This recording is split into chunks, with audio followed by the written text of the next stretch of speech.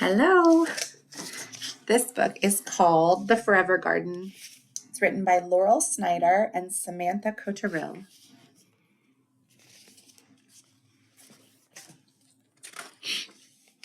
In sunshine and shower, in darkness and wind, Honey tends her garden. Honey's knees are always muddy.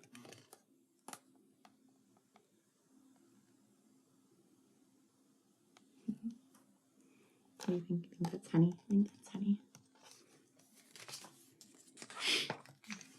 Sometimes when it's cold outside, she tucks her garden in. Shh. See her putting those blankets over there. When the lettuces are small and new, Honey thins them. Her scissors say schnick, and the peas climb up. Honey pulls her beets from the ground with a shout that scares the chickens. Ha! See that? Schnick. There's the peas climbing up. Pulling those beets.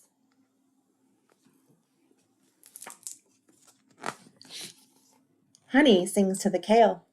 She says it sings back, but I can't hear it. Not even when I listen close.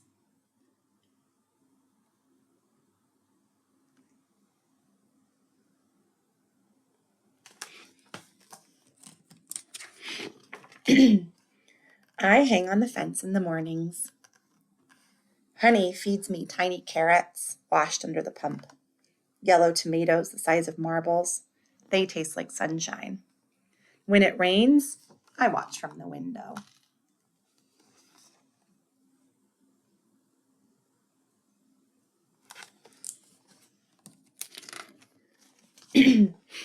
Sometimes Mom sends me to Honey for an egg to bake with.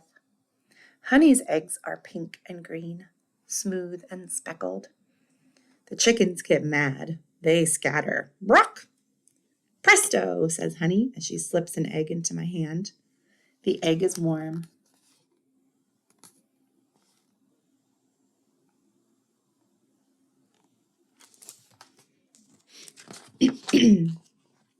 Each Friday night, I ask Honey to dinner. She brings bouquets of funny things. Squash blossoms, rosemary, raspberries on a prickle branch. Nothing matches, but everything fits. And the table smells like a meadow.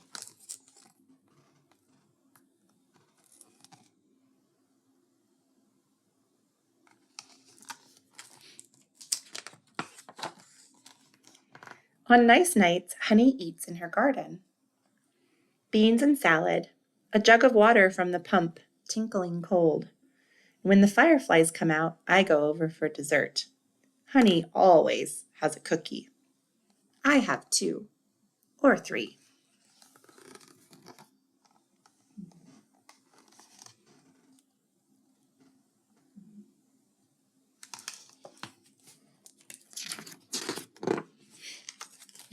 But one day, there's a sign in Honey's yard. You see that sign? That says, "For sale." Angry letters shout, "For sale!" What's up? I ask. Honey peers at the sky. Rain, maybe. No, I mean, are you moving? Honey stares at the garden. Yes, she says. My mother is sick and she needs me. Oh, I say. I'm sorry. Me too. I kneel down. My knees get muddy, just like Honey's.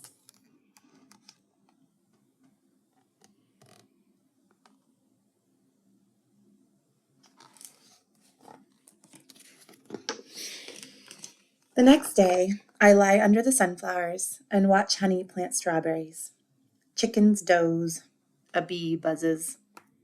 You know, there might be wasps where you're moving to, I warn her. Or tornadoes.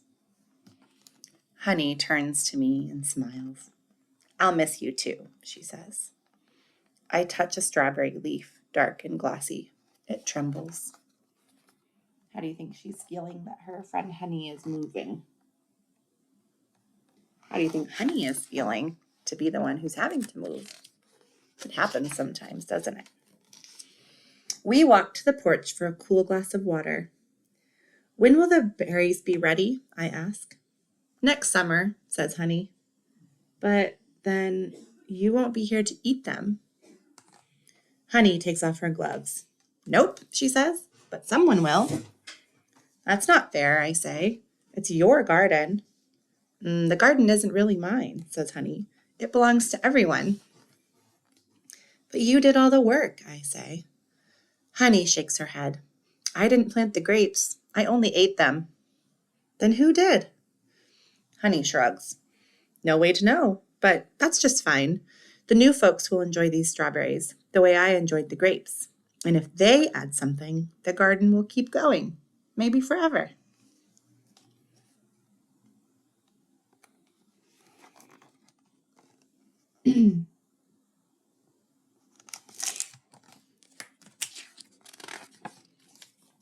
The next day, I asked to plant a tree. Apples are my favorite. We dig and dig. I get blisters. But when we're finished, Honey says the tree will last a long, long time. Like a person, she tells me, but with flowers. I make a sign so people will know. It says, this sign here says Honey and Laurel's tree. That kiddo's name is Laurel. And then, can you see what they're doing? They're waving goodbye to Honey as she drives away. Do you see the chickens on the top of her car? Isn't that funny? The chickens are moving with her. After that, Mom has to remember to buy eggs at the store. They aren't speckled at all, and nobody eats in the garden.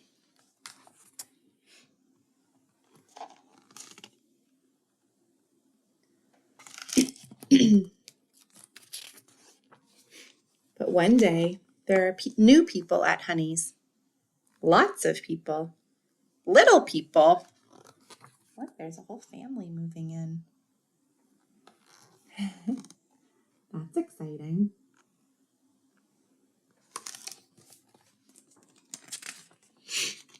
They don't seem to know anything about gardens, so I help. Each day I slip over the fence to check on things.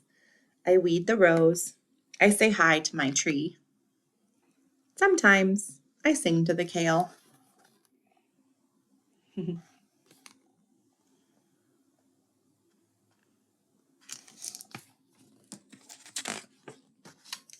And you know what?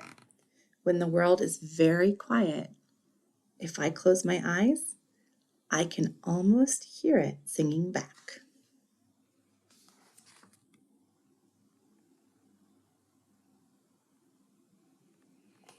There's that last picture. Is a picture of Honey and Laurel on a table. The end. It's the forever garden.